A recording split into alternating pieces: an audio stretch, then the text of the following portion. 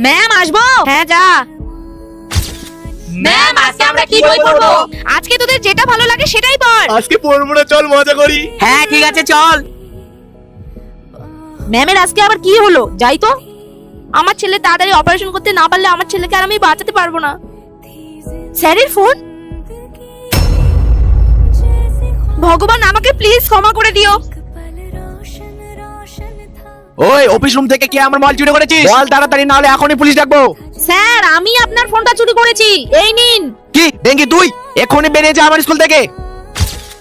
Dengue তুই মিথ্যা কেন বললি? ম্যাম আমি জানি এই মোবাইলটা আপনি চুরি করেছিলেন, আর এই দোষটা আমি আমার ঘাড়ে না নিলে আপনাকে এই স্কুল থেকে বেরিয়ে যেতে হতো।